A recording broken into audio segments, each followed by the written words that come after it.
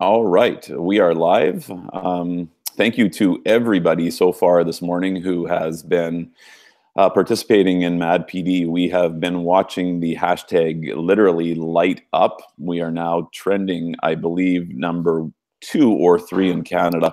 So it just gives you an idea of how many people are interested in education and working together to support our global education community. We're just simply sharing ideas that make a difference in our classroom. So today, I'm going to be sharing my reinvention of homework. I'm a teacher of 23 years. We're just simply sharing ideas that make a difference in our classroom. So today, I'm going to be sharing my reinvention of homework. I'm a teacher of 23 years. Just simply sharing ideas that make a difference. I'm wondering if we can just have our participants who are joining us live, if you can just mute your mics. That's why sometimes we get a little bit of feedback, and we're learning as we go along, as well as just talking off air that you know, this whole idea of YouTube Live and how we're using the platform is super powerful. And last year we had 55 people presenting, and it's great just to see teachers supporting one another as well, and we're learning together. So today I'm going to be sharing my reinvention of homework. It's something that has evolved over time. It just didn't happen right away. But you know, I think like every other teacher, I became a teacher because the school system worked for me, and I had the support of my parents at home when I went home, and I had some homework to do. But really, it was pretty onerous. It was a task that I didn't enjoy. I don't think my parents really enjoyed. There's sometimes a lot of stress and tears and crying as we worked through, you know, question upon question within a math textbook. And same thing happened, I guess, as you know, when I became a teacher. I almost felt like I had to give homework. That's what good teachers did. And what I realized that was happening is that the students who had the support of their parents at home, because in grade 5 and 6, when you're 11 and 12, you're not doing homework if you don't have the support of your parents. So the kids who had the support of their parents were doing their homework, possibly spending an hour, hour and a half working on 10, 15, 20 of the same math, typically, problems. And the kids who didn't have the support of their parents weren't doing their homework because they couldn't get it done, and they didn't have their parents' help. So over time, I started to realize, what was I doing? Is this worth it? So as a parent, I started talking to my child, my own child, and I would ask him what he did when he came home from school. And it was great because he didn't have homework. He was in kindergarten. And so the conversation was about what he did at school. He was sharing his learning.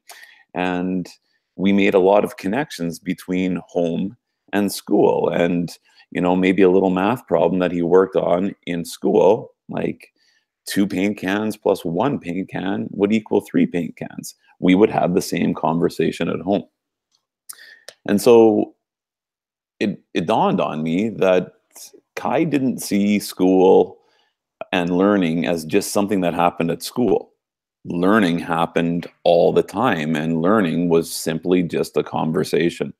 And so I've now evolved my homework to HomeSHARE because I want my students to understand that learning doesn't start and stop at a classroom door. And in doing so, in creating HomeSHARE, what has happened also is that parents now are very well aware that opportunities for learning are literally all around them. So what I'm going to do is I'm going to go ahead and start sharing my screen. Just going to share a few strategies with you that I use as far as HomeSHARE and how to connect with parents. And then my participants, people who are joining me live, you're welcome to jump in at any time and ask any questions. And I'm not watching the Twitter feed right now, so perhaps if anybody is watching the Twitter feed, our participants who are live, if you see a question, if you could just jump in and share their question or comment with me, that'd be great, because I'll be sharing the screen, so I won't be able to see the chat. So feel free, participants, to jump in whenever you would like. It's going to be about a 10-minute presentation, and then I'll be happy to answer any questions and simply have a conversation about how sometimes just a little tweak in a word can make a big difference in our classrooms. And maybe before I begin, could we have the participants who are joining me today introduce themselves and where you're from, what you teach? Karina, do you want to begin? Okay, my name is Karina McLaughlin. I teach grade 6 in Lively, Ontario. This is my first time. Thank you, and we know you're presenting today as well, Karina, and you're going to be joining me, I believe, on a panel tonight. So first time, you're jumping in big. I love it. Nancy, are you there? Or Teliana? I thought I saw Nancy, but I'll jump in. This is Telena. I'm a math teacher in Oklahoma City. I teach high school math. This year, it's Algebra 1 and pre-calculus, and next year it'll be Algebra 2 and AP Calculus. Okay, thanks, Telena. And Nancy's back. Nancy, do you want to go ahead and just introduce yourself? Yep. So, sorry, I'm having difficulty with my server, who will go unnamed, begins with an R. I'm a former teacher in Toronto, and for the last 10 years, I've been a consultant in family engagement, working with educators, other staff, and parent leaders on how to engage families in learning. Okay, great. Thank you for sharing. I'm just trying to reach out to one last person who's trying to join us. We'll try sending the link, and then I'm going to share my screen and we'll be ready to go. Okay.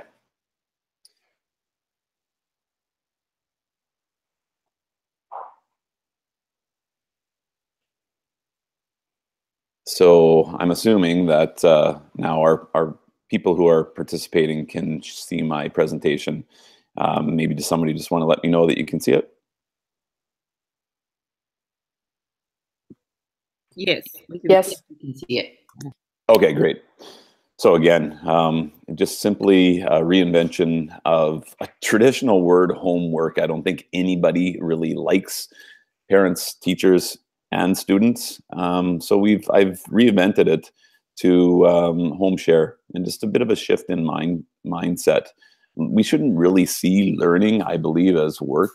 It should be just a process, and really, I think learning should be fun, and we should love learning, and we should enjoy sharing our learning as well. So, I often hear, "Hey, Mr. C, do we have any HomeSHARE today?" And honestly, that's music to my ears.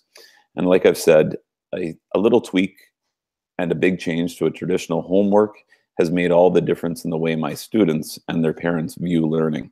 So I have a few different ways, and I think we can really leverage technology. I use Twitter in the classroom, and I think it's important for teachers to model how social media can be used in a positive way that could actually make a difference for themselves and for others. So what I do is I've actually want to have my parents have access to almost feel like they're a bit of a fly on the wall in my classroom. So I do use Twitter throughout the course of the school day, and I take a picture often of simply what the kids are learning. So it's not a picture of the students themselves, but simply a picture of their work. And what parents understand when I talk to them at the beginning of the year is they don't have to have a Twitter feed or a Twitter handle to follow our learning. They simply just have to go on and watch. My Twitter handle is @SharonPete, and they can see what their kids are learning, and hopefully that also becomes kind of an impetus for a conversation that begins when their children get home. Because I know that many parents say, "What did you do at school today?" And the kids say, "Oh, I didn't do anything," or "I don't know." Whereas I've had lots of feedback from parents who say, "You know what? When my child comes home, I can say, hey, I see that you wrote a persuasive letter today. What did you write about? Instead of, do you have homework today? Pull out the math textbook and let's get really stressed out about doing 25 questions. So ideas for homework or HomeSHARE. Again, I tweet out different ideas and pictures of what we're doing in the classroom throughout the school day. But at the end of the day, I just have a little HomeSHARE prompt. Doesn't happen every day, but often it does. And it's just an idea or a question or a prompt for students to go home and to share with their parents. So in this case, we had that concrete visual of granola bars, and just a little question is, Mr. C, or you have 3 friends and you want to share the granola bar equally, 5 granola bars equally. How can this be done? So it can become a conversation about these granola bars, but what ends up happening is perhaps mama's made cookies and there's 7 cookies and 3 people in their family. How can we share these cookies equally? And again, depending on what we're learning, sometimes we use Google Hangouts a lot, and we do a lot of exploration with adventurers and explorers throughout the world. And so I'll tweet out a little problem that we're doing to prepare for our adventure. In this case, we are traveling virtually with Exploring by the Seat of Your Pants to meet and explore and learn more about polar bears. So we worked on a little question. If we were to drive there on a school bus, approximately how many hours would it take? So again, this question is an example of a question that we did in the classroom, but then we're also opening the doors to a conversation that could be perhaps now parents are seeing an opportunity to share math in their real world, and they might say, okay, we're driving to the tournament center today. It is 30 kilometers away. How long will it take us to get to your hockey game? And again, it's a way to inform parents of the different things that we're doing in our classroom. Not all parents can attend field trips, so it's simply a way to have parents almost get a glimpse into the field trips and have a conversation about what they actually learned on a field trip. In this case as well, there was a math question that we did. It's real world. We go shopping to a local grocery store after having a yard sale, and we raise money to be able to buy groceries for the less fortunate. So we had raised $1,719.20, and we needed to divide that money equally between 13 shopping groups. So again, that's a question that parents might be able to work on with their children, or perhaps they go shopping with their child and spend $175.45, and they have 4 people in their family. It could become a conversation about just approximately how much does it cost to feed each person in our family. And then again, I share different examples as to what kind of games they might want to play with their kids just to reinforce their math skills. And again, it's the neat thing about also doing a Google Hangout or Exploring by the Seat of Your Pants in this case is parents can actually watch and join just as actually other people are watching my presentation right now. Parents can watch from their own home as I take my students on adventures throughout the world via Exploring by the Seat of Your Pants. And again, it's not just math problems as well. We are doing lots of things within the classroom. Can I interrupt you for a moment? Yeah, absolutely. There's a question that says, how is this adapted for students who don't have parental support at home? How is this adapted? That's a great question. I find that I've had way more parental support at home through this type of HomeSHARE, and because everybody has access to a phone. Everybody, at the very least, I find, has a phone, and we are simply just providing them a tool for to open the doors to a discussion about learning. Whether or not parents are having the conversation on a daily basis, I can't guarantee that. But as a teacher, I can honestly say that this has made a difference in my classroom. There's a lot more excitement, and it seems like we're a team as far as HomeSHARE goes, as opposed to if they don't have parental support doing this kind of homework, which is a lot less arduous, then those same kids aren't going to have the same type of support to do, you know, those traditional math textbook questions, if that makes sense. And quite honestly, I think about all the time that I wasted in a way, you know, having, if a kid can do 2 or 3 questions, he or she can certainly do 15 or 20 questions. Does that answer the question, or any follow-up or any further questions? Can I add my 2 cents?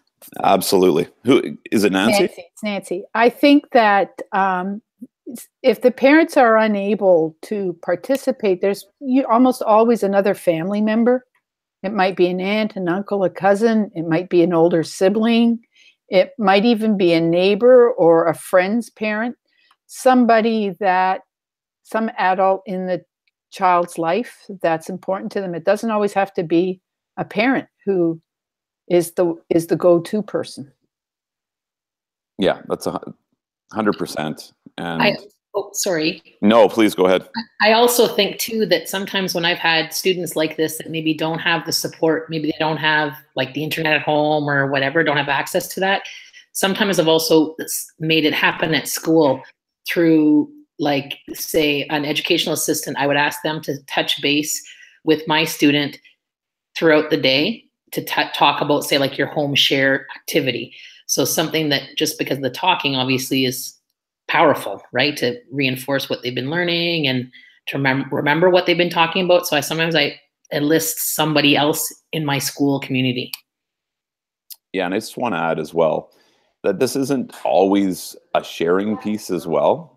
I do like the idea of HomeSHARE, but often I'll give my students a prompt if we're working on quadrilaterals in geometry and math. I'll just simply, the prompt will be, go home and find different examples of quadrilaterals and list the characteristics of them at home and share that with your parents.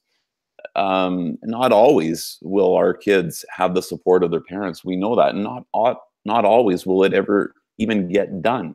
Things like life happen.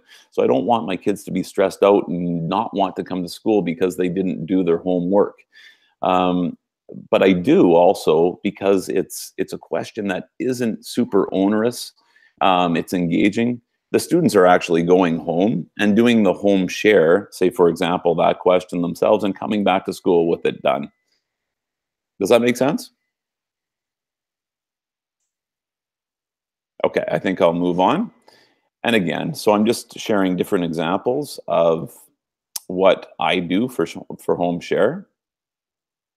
And then we also have, you know, some parents really get involved. And this one parent, she would often then take pictures of her child and what they did at home together and tweet those back to the class. And it was actually amazing.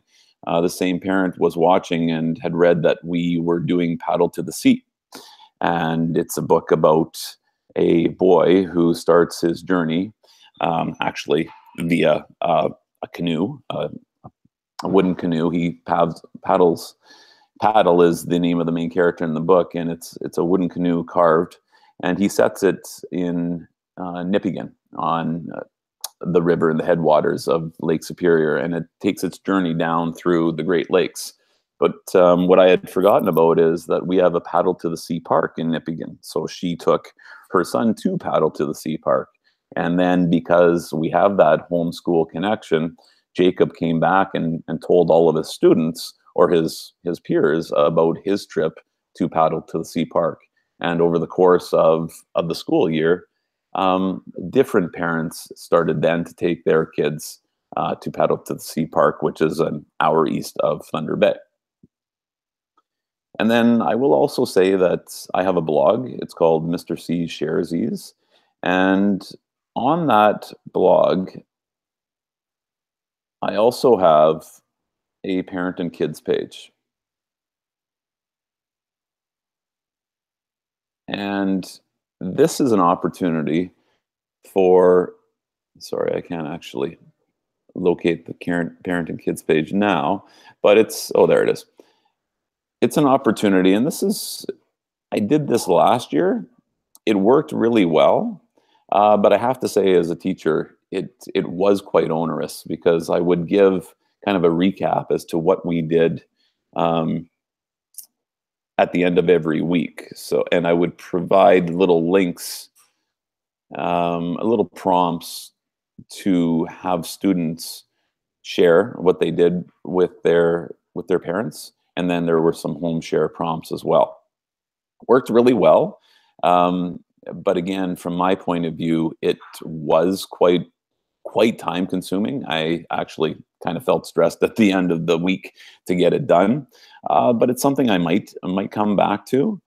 But Twitter has kind of taken over for me, where it's just my parents know that if they go on to my Twitter feed or the my Twitter handle, they'll kind of, when they look and go through it, they'll see all the different things that we've done throughout the course of the week. So I think it's really important that we leverage technology in a powerful way to create partnerships and learning with parents and obviously our students, and to model to them that learning simply does not begin and end at the classroom door.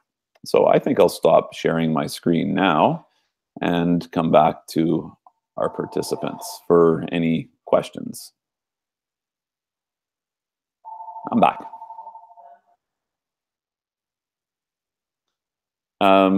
Yeah, so just an opportunity if you want any input or questions, or Karina, it kind of sounds like you might actually be using a similar concept of HomeSHARE in your classroom.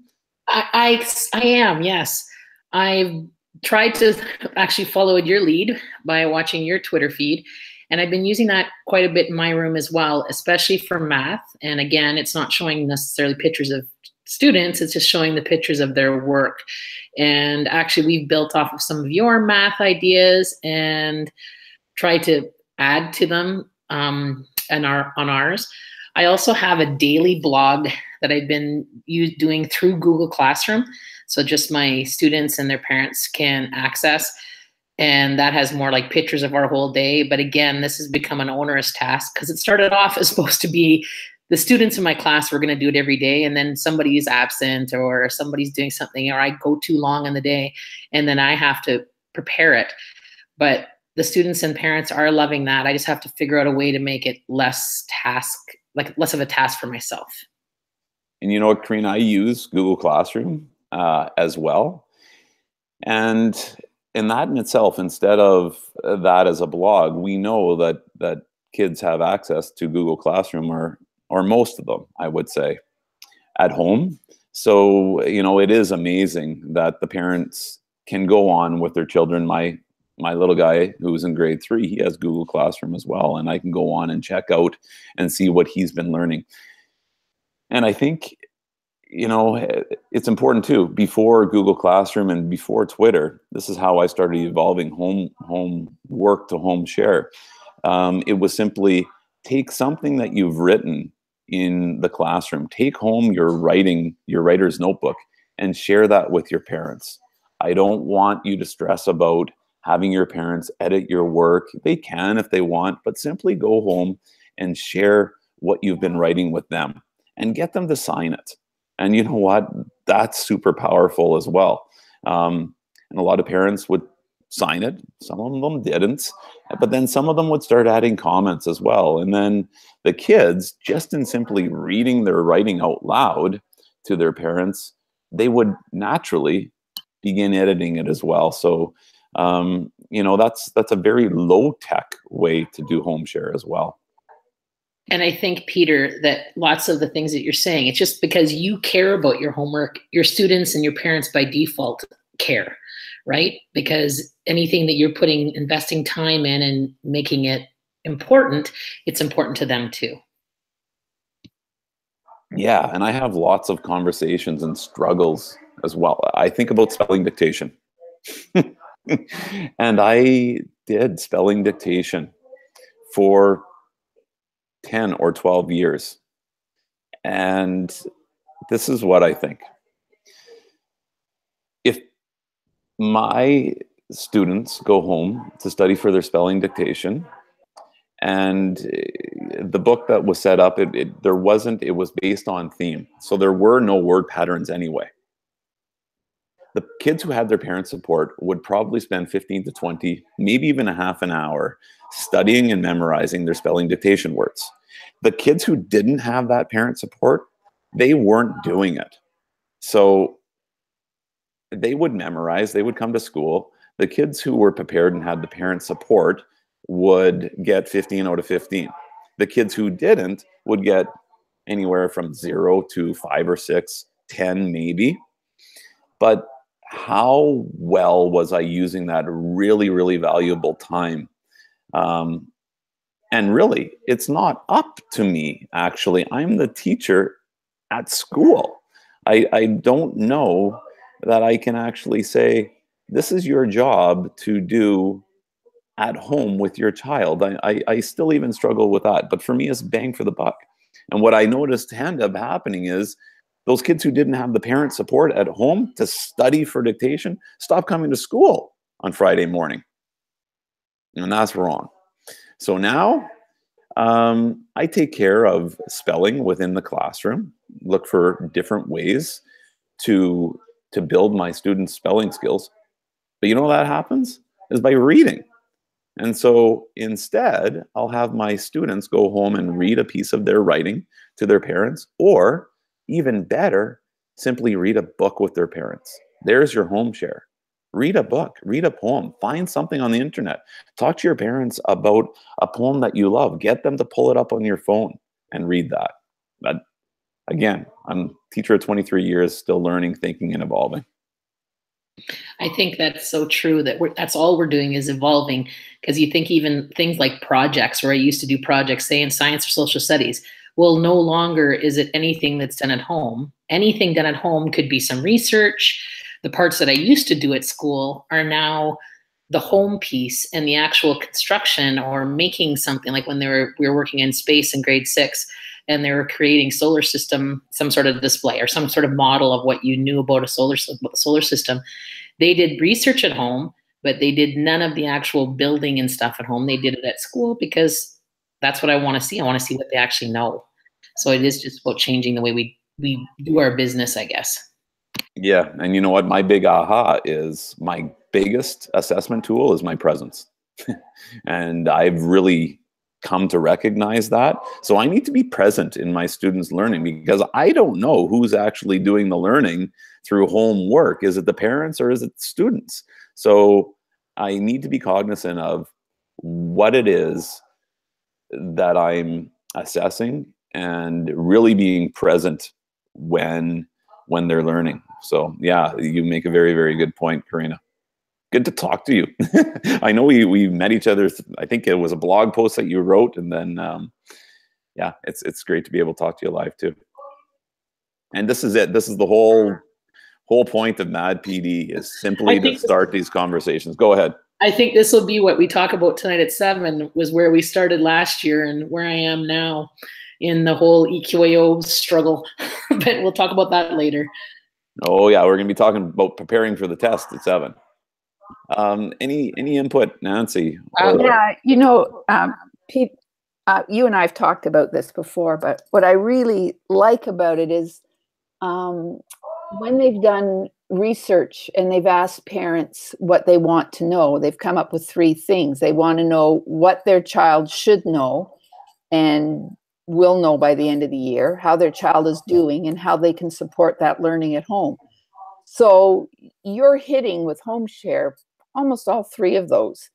Maybe in HomeSHARE they're not getting the grade the parents aren't being told the grade, but they're seeing what they're doing. They're getting an idea of what they should be doing. They're being able to help them. And in helping them, they're getting an idea of how they're doing. And I just think it's so exciting. I love it. Thanks, Nancy, for your input. Appreciate it. Liana, are you still there? I am. I kept trying to unmute, and then other people would talk, and then I mute again, and then talk. It's so I was just trying to wait. I did have a question that I thought you were going to share earlier or in your presentation, and it's more of like, how does the HomeSHARE circle back into your classroom culture? So like, I'm thinking, like, I've noticed, I think your elementary teacher and I think, oh, I'm so sorry, Karina, the elementary teacher.